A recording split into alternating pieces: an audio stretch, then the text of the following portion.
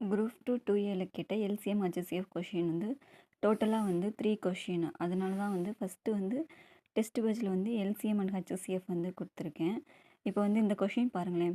ஒரு வீட்டில் 4 அலைபேசிகள் உள்ளன. காலை 5 மணிக்கு எல்லா அலைபேசிகளும் ஒன்றாக ஒலிக்கும். பின் முதல் அலைபேசியானது ஒவ்வொரு 20 நிமிஷம், இரண்டாவது அலைபேசி வந்து ஒவ்வொரு 30 நிமிஷம், மூன்றாவது அலைபேசி ஒவ்வொரு 40 நிமிடங்களுக்கும், நான்காவது அலைபேசி ஒவ்வொரு 50 நிமிடங்களுக்கும் ஒலிக்கின்றன எனில் அவை மீண்டும் எப்போது ஒன்றாக ஒலிக்கும் கேட்டிருக்காங்களா.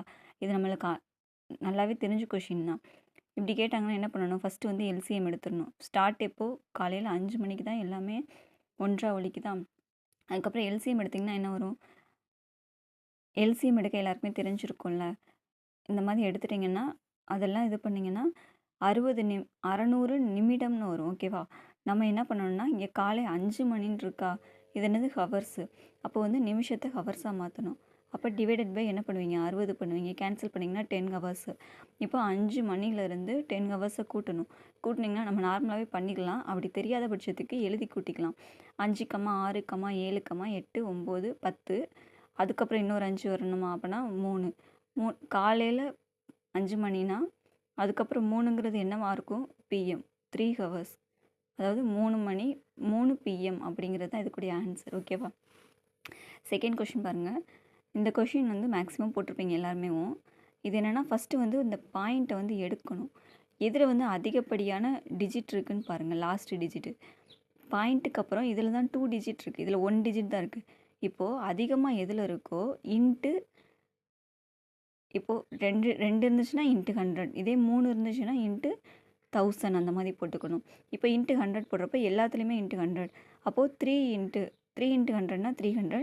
2.7 இன்ட்டு 100னா 27. அந்த ஒரு ஒரு ஜீரோக்கு ஒரு பாயிண்ட் போயிடும், இன்னொரு ஜீரோ அப்படியே ஆட் ஆயிரும். இங்கே வந்து ரெண்டு பாயிண்ட்டுக்கு 2 ஜீரோக்கு போயிடும். அப்போ 9 மட்டும் இருக்கும்.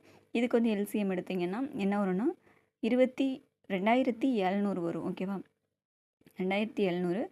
இப்போ இங்கே 100ஆல் மல்டிபிள் பண்ணியிருக்கோமா, அதே 100ஆல் என்ன பண்ணலாம், லாஸ்ட்டு டிவைட் பண்ணிடணும். கேன்சல் பண்ணிங்கன்னா ஆன்சர் வந்து 27. எல்லாருமே 27 மேக்ஸிமம் போட்டிருப்பீங்க. அதுக்கடுத்து இந்த கொஷின் பாருங்கள், என்ன கொடுத்துருக்காங்கன்னு பாருங்களேன். இது கொஞ்சம் வந்து ட்விஸ்டட் கொஷின் தான். எல்லாருமே வந்து ஆன்சர் வந்து மாறி மாறி போட்டுட்டு இருந்தீங்க. ஃபஸ்ட்டு x³ மைனஸ் 8y³ அப்படின்னு கொடுத்துருந்தாங்க. அதுக்கடுத்து x² k² y² அப்படி சொல்லி கொடுத்துருந்தாங்க. ஹெச்சிஎஃப் கொடுத்துட்டாங்க x + ky. அப்போது கேயோட மதிப்பு தான் நம்மளுக்கு கேட்டிருக்காங்க. இதை பார்த்ததுமே நம்மளுக்கு தெரியும் a³ - b³ ஃபார்முலாவில் இருக்குது. அந்த b³ ஃபார்முலாவுக்கு மாற்றுறதுக்கு என்ன பண்ணணும், ஃபஸ்ட்டு அந்த 8ஐ வந்து 2³ மாற்றினீங்கன்னா a³ - b³ ஃபார்முலா வந்துடுமா. அதான் 2y³ போட்டிருக்கேன். இப்போ இதை எப்படி பிரித்து எழுதுவீங்க, இங்கே மைனஸ் இருந்தால் ஃபார்முலாவில் ஃபஸ்ட்டு என்ன வரணும், மைனஸ் தான் வரணும். எழுதியிருக்க பாருங்க. a³ - b³ = a - b into a² + ab + b² தான் ஃபார்முலா. அது மாதிரி இன்னொன்றுக்கு வந்து a² - b² ky² எழுதிக்கலாமா இதை. அப்போது a - b into a + b. ஓகேவா. இப்போ பாருங்கள், இந்த 2 ஃபார்முலா வச்சு தான் இந்த கணக்கையும் இதை வந்து ஃபார்முலா படி பிரித்து எழுதிடணும். அதே மாதிரி இதையும் பிரித்து எழுதிடணும். இங்கே ஏங்கிறது என்னது, a = x, பிங்கிறது என்னது, b = 2y. ஓகேவா. இங்கே ஏங்கிறது என்னது, a = x, b = ky. ஓகேவா.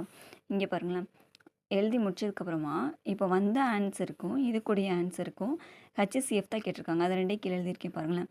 இப்போது இது ரெண்டுலேருந்து ஹெச்சிஎஃப்னா என்னது, காமனாக உள்ளது தானே எடுப்போம். இப்போ x - 2y, x - ky இதுதான் காமனாக இருக்க போகுது. கரெக்டாக. ஏன்னா இங்கே மைனஸ் இருக்குது, அப்போ இங்கேயும் மைனஸ் தானே இருக்கணும். அதனால் இங்கே ஆன்சர் என்ன வர வாய்ப்பு இருக்குது, கேக்கு கே வந்து -2வாக தான் இருக்க வாய்ப்பு இருக்குது. ஓகேவா. That's all.